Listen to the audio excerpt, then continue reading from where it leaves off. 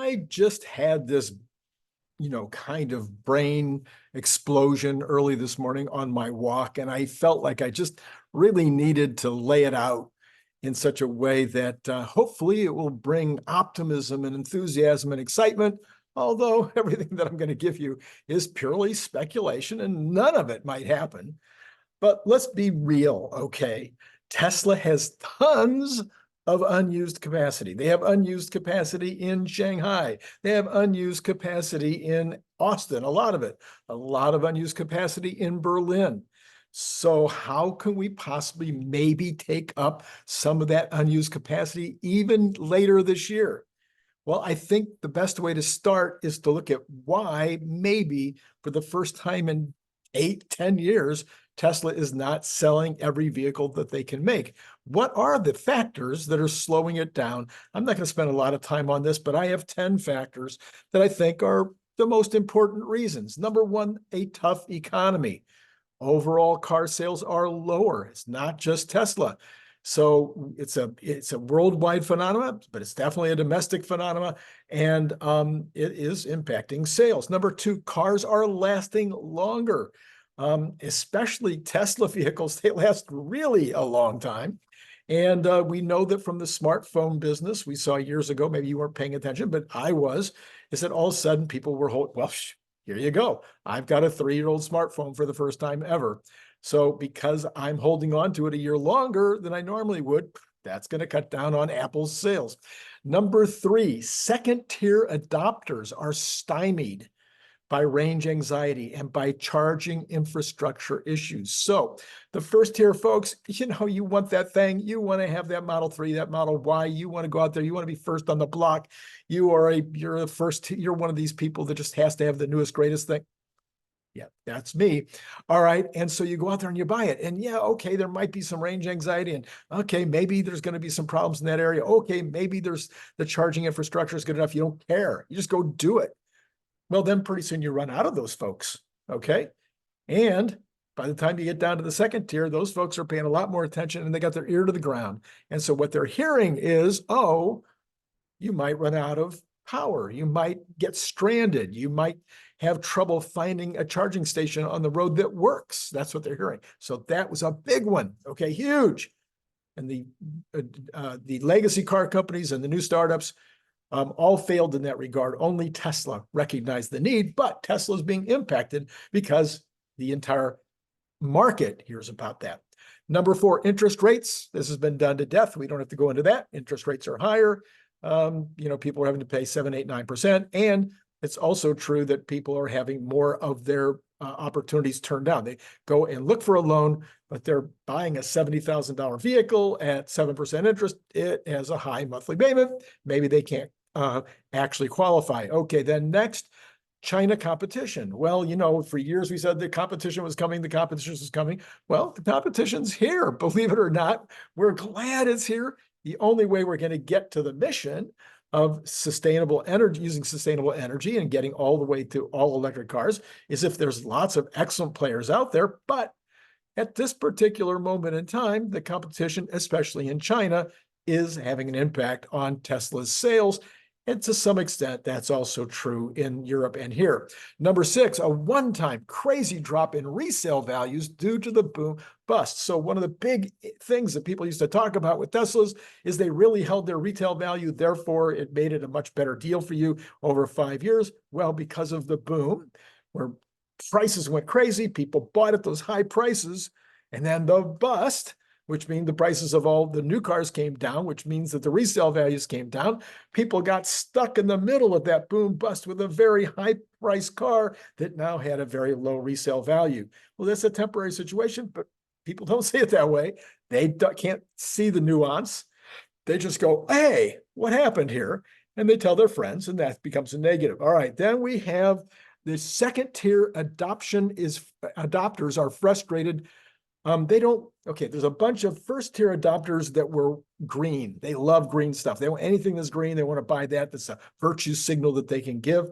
But those people are on the coast. They've bought their Teslas. Now you get the Midwest. Guess what? Those folks are the opposite. We've talked about it a lot on the show.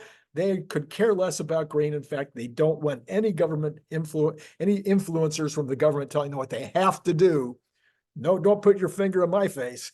And so therefore, there's a negative relationship with regard to Tesla because people feel as it's part of that kind of an emphasis. All right, number 9, there's probably an Osborne effect on the Model Y due to expectations of Juniper.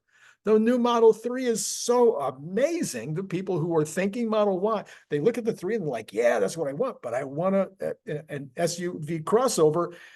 And they're going, where is the Model Y version of this? And so they might be holding back because they can. They don't have to buy right now. And they're going, hey, when that Juniper comes out, I'll be in line to get that. There could also be, I'm sorry, I jumped over number 8, the Osborne effect from Cybertruck. I mentioned that, I think, last night or this morning. I believe, I think I mentioned it both times. So you probably got it already. The Cybertruck buyer, in many cases, is also the Model Y buyer. So it's going to be affecting that as well. And then finally, there probably is still some negative Elon overhang, especially among those on the left side of the aisle who feel that Elon has abandoned them. And there's nothing like when you have a friend who used to smoke and then they stop smoking and then the smokers don't want to have anything to do with them anymore. Maybe you remember that from high school. I don't know. All right. So what could change this? How can things change in the second half of 2024 in time to where we might have to put on more shifts and where we might have to get more factory utilization? We might have to really get going again because there's now a backlog of orders again. How can we pick up the pace, maybe even to 600,000 per quarter, maybe 550 in the third quarter and 650 in the fourth quarter? How do we do this to where maybe we are actually at a run rate of 2.6 as we go into 2025? Okay, well, I've got, let's see, how many? I think I've got 11, 12. I've got 15 of those, okay? So hang in there for the ride. Hope you're on a nice long walk. So let's go down these 15. Number 1, the 8-8 meeting is going to energize the base in multiple ways. I could go into such a long, but it's not only going to energize the base, it's going to energize the world. It's going to energize investors. Everybody's going to be energized by the 8-8 thing. Now, does that mean the stock goes up the next day? Maybe, maybe not. But the trend is, believe it or not, people forget this. See, I pay attention to these things. Even when the stock goes down after a big event like this, within 2 weeks, it's way above where it was the day of the event. This time, I think that even if it goes down, it will be way above a couple of weeks later. There's a lot of stuff going to happen on 8-8 that's going to make people excited again about Tesla. They're going to be maybe thinking about how they can make money off of their car. They're going to be thinking maybe they should buy a second car just to put out for rental, or put it into the robotaxi system. They're going to be thinking about possibly buying the stock because of the opportunity that's going to be coming for Tesla, et cetera. So the base is going to be energized. What's that's going to do with the base and other people getting very excited? It's going to probably create an increase in the number of cars that are being bought. Number 2, well, and then I think I might say this again later, I'm not sure, but just the fact that we will have FSD complete, maybe FSD level 4, level 5, maybe the robotaxi rollout happening really, really soon. All of those things are going to create additional demand for the vehicles. That is number 1 for a reason. That is only 8-8. It could create an immediate increase in demand because of people wanting to get in on the deal. And now you could see really fast beginnings of the numbers increasing.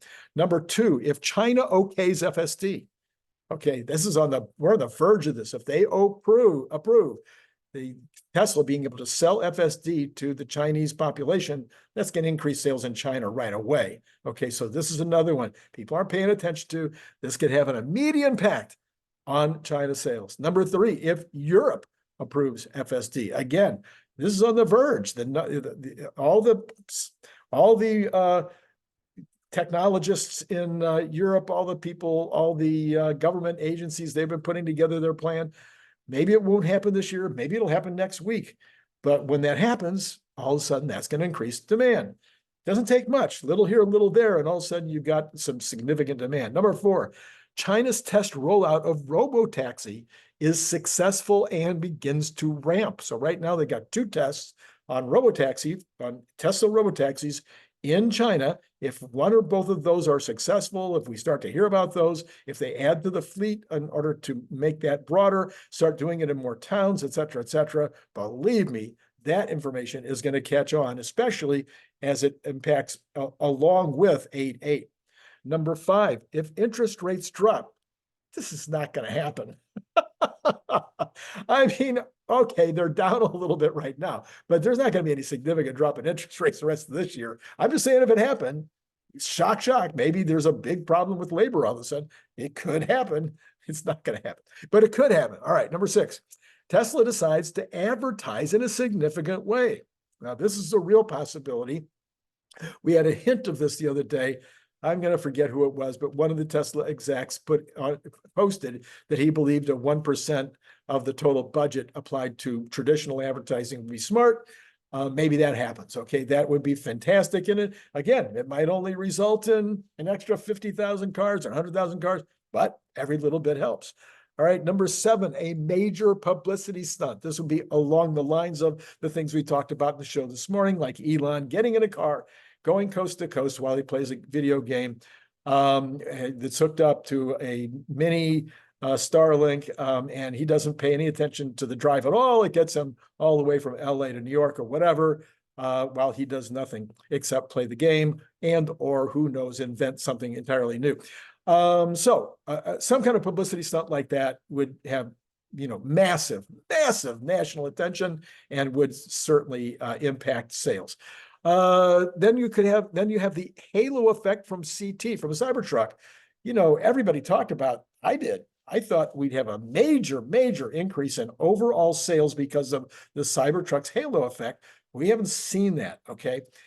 But we're getting 1,000 a week, 1,200 a week, 1,300 a week, 1,500 a week, 2,000 a week, going out on the streets, more and more cars out on the streets, more and more potential for maybe selling them in China, for maybe selling them in Europe. All of a sudden, you're going to generate more and more interest in the brand, in the Tesla brand, because of that. So if that happens, if we start to see, it's going to happen. As more and more of these get on the street, it is going to be helpful. Okay, then full self-driving complete, or better yet, no supervisor needed. Again, I kind of talked about that with Elon driving across country, but even if there's just an announcement that, it's done, FSD complete, all the skill sets are there. And then, or at some future time, there's a separate announcement that says, okay, you don't have to be, the supervisor doesn't have to pay attention, or we'll call you, don't call us. We'll give you a blare if you need to pay attention, a blast, a horn, I don't know, something. All right, number 11. Not number 11, number 10. The robotaxi system is inaugurated, or there is a firm date set. This would definitely increase sales. If that happens on 8.8, that's going to increase sales. There's a lot of people like me out there that are always looking for another way to make a few bucks. If this happens and it becomes real, people will start to buy up used cars. They're going to start to buy up new cars. It's going to happen, because what's happened is a lot of people that were in that game or were thinking that way have put all their ideas on hold because it didn't happen. So now it's going to happen. It's a matter of when. If it does happen, you'll see people out there buying. Number 11, the impact of another 1 million owners telling their friends about Tesla. Okay. We just, whatever the number is this quarter, it's going to be 411,000, 420, 430, whatever it's going to be. That's 430,000 more this quarter. That is almost 1 million so far this year, 800,000 so far this year. It's going to be, more next month and more after that. And so every one of those cars that goes out there is one more potential person to tell their friend, to get somebody else in their family to buy stock, to tell a friend they should buy stock, et cetera, et cetera. All those things matter as we get more and more people involved. Number 12, a change of government that is a friend to Tesla and Elon Musk rather than an enemy of Elon Musk and Tesla. This will be huge. I know it's November 2nd, 5th, whatever it is. So it's going to be very close to the end of the year. But between now and then, we might hear more statements from one side, Mr. Trump, talking about how much he likes Elon Musk and how much he likes Tesla and how much he likes electric vehicles. That's going to matter. It's going to matter to that group of people I've been talking about that don't like green and don't want to be told what to do. But if their fearless leader is telling them that electric cars are good and that Elon is good, that cannot hurt. Number 13, an aha moment with Optimus. Yeah, okay, how that's going to help Tesla cars? Well, because an aha moment, I mean, a really big deal moment with Optimus calls a tremendous amount of attention to the brand, and that'll the halo effect. Okay, we'll shortcut that. It's a halo effect. All right, number 14. This will probably be 2025, but issues around charging and range anxiety will be decreasing from now on as all the other car makers have access to the Tesla charging stations. So regardless of what the new pumps that are being built by other people, and regardless of what happens with regard to, basically Tesla's putting lots of stations out there. They're putting more pumps out there. They're really good pumps. They work all the time. And as Mustang drivers and Mercedes drivers and BMW drivers get to go into a Tesla charging station and use it, then they can report back to their friends and say, okay, it's okay to buy a BMW or Mercedes now. You don't have to worry about the charging anxiety. That's going to increase everybody's sales. Okay. Number 15, a very low likelihood, but maybe a major legacy OEM licenses FSD between now and the end of the year. The sooner the better if it's going to impact Tesla sales. Okay, there's 15 ways. I would say 12 of those have high probabilities of happening between now and the end of the year. And I would say 10 of them have a pretty good possibility of happening between now and August 8th and or just after August 8th. So these are things, I mean, these are serious. Do you think they're serious? Let me know in the comments below. Are these things that you believe really could impact sales? Maybe we could still make 2 million cars this year. You know what that would do to the stock? I mean, yeah, everybody's attention is going off of units. But it's one thing if their attention is off of units for a good reason, and then all of a sudden their attention comes back to units for a good reason, okay? And so that would be any one or any combination of some of these things could cause a significant increase in sales still this year. So let me know in the comments. Do you have more items that you'd like to add to the list? Do you have some that you think, Randy, that's just never going to happen? Or do you believe that the entire idea is crazy and that we're just going to have to bide our time until the market catches up and we start to see increased sales again? Maybe it's the Model 3, the Model 2.5, the Robotaxi itself, the one that is going to be independently driving with no steering wheel. Maybe you think it's not going to happen until we get some new cars on the road, or somewhere in between. Let me know in the comments below. And in the meantime, you could like and you could subscribe and you could hit notify. And yeah, Brian White, will push him off to either tomorrow or Thursday. We'll see which day with regard to the one that I've recorded already. All right. That's no, we got to put up some kind. Oh yeah, you should still watch this morning's video. This morning's video was really, I'm going to put the card up for that. This morning's video talked a lot about what was happening with the stock today, a lot about what's happening economically today, a lot about what's happening specifically with Tesla today that I did not cover just now. If you didn't watch that already this morning, you should go back and check it out. All right, that's it for now. We will have Nicholas Gibbs back. With us, later tonight to talk. Maybe we'll talk about some of this. It'd be great. Lovely talking to you.